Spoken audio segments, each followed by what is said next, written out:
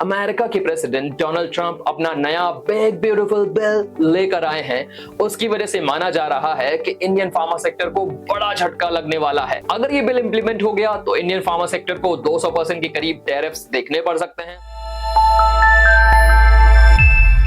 Pharma warriors, एक बड़ी चटपटी खबर है। नहीं, मार्केट में कोई नई मेडिसिन तो नहीं आई, लेकिन एक ऐसी खबर है जिससे इंडियन फार्मा सेक्टर को बहुत ज्यादा इंपैक्ट हो सकता है। और वो किस वजह से? अमेरिका के अंदर आए बिग ब्यूटीफुल बिल की वजह से। जी हाँ, जिसे डोनाल्ड ट्रंप, जो कि वहां के प्रेसिडेंट हैं, वो लेकर आए हैं। और इस बिल में कहा जा रहा है कि अगर ये इंप्लीमेंट पूरी तरह से हो जाता है तो इंडियन फार्मा सेक्टर को काफी नुकसान होने वाला है। उसके पहले हमें समझने की जरूरत है कि American market Indian pharma sector के लिए क्यों जरूरी है। देखिए, इंडियन फार्मा सेक्टर दुनिया की 20% जेनेरिक मेडिसिन को एक्सपोर्ट करता है। हम 62% के करीब दुनिया की यानी कि ग्लोबल वैक्सीन को एक्सपोर्ट करते हैं।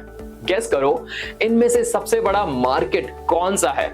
सही गेस किया, अमेरिकन मार्केट में इंडिया अपने 1/3 के करीब मेडिकल एक्सपोर्ट्स करता है, जो कि अकाउंट करते हैं $9 बिलियन को। और ये बहुत बड़ा मार्केट है जिसे इंडियन फार्मा सेक्टर बिल्कुल भी मिस नहीं कर सकता है। लेकिन जिस तरह से अमेरिका के प्रेसिडेंट डोनाल्ड ट्रंप अपना नया बिग ब्यूटीफुल बिल लेकर आए हैं, उसकी वजह से माना जा रहा है कि इंडियन फार्मा सेक्टर को बड़ा झटका लगने वाला है। अगर ये बिल इंप्लीमेंट हो गया तो इंडियन फार्मा सेक्टर को 200% के करीब टैरिफ्स देखने पड़ सकते हैं। जी हाँ, आपने बिल्कुल सही सुना, 200% टैरिफ्स। सोचने में ही बड़ा अमाउंट लगता है ना? लेकिन इसमें भी हमें समझने की जरूरत है कि डोनाल्ड ट्रंप चाहते क्या है। सुनिए ये क्या कह रहे हैं। India is making too many pills. Now it's our time. We will make our own pill and make America great again. Calm down, Donald Trump. Calm down. आपके इस मूव की वजह से इंडियन फार्मा स्टॉक्स को काफी नुकसान हो चुका है। ऑलरेडी फार्मा स्टॉक्स में भारी गिरावट देखी जा रही है और एक्सपेक्टेड है कि अगर ये बिल सक्सेसफुल हो जाता है अमेरिका के अंदर, तो फिर इंडियन फार्मा कंपनीज की अर्निंग्स और प्रॉफिट में भारी गिरावट आएगी। लेकिन इसका भी एक तोड़ है। वो तोड़ क्या है?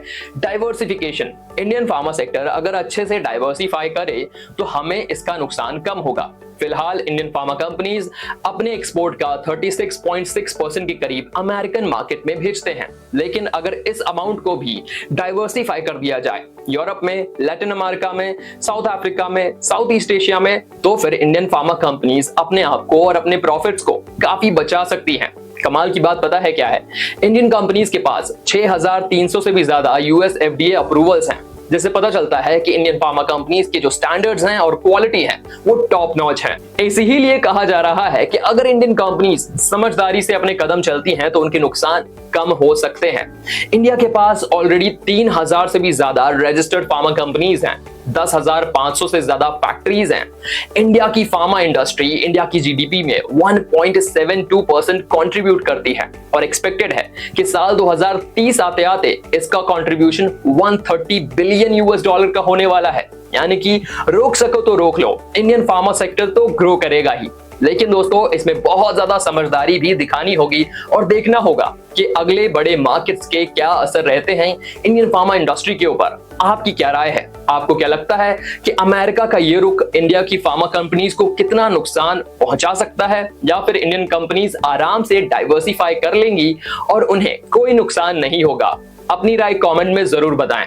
और अगर वीडियो पसंद आया हो तो इसे लाइक करें, शेयर करें, सब्सक्राइब करें लाइट एक्सपर्टीज को without forgetting to hit that bell icon.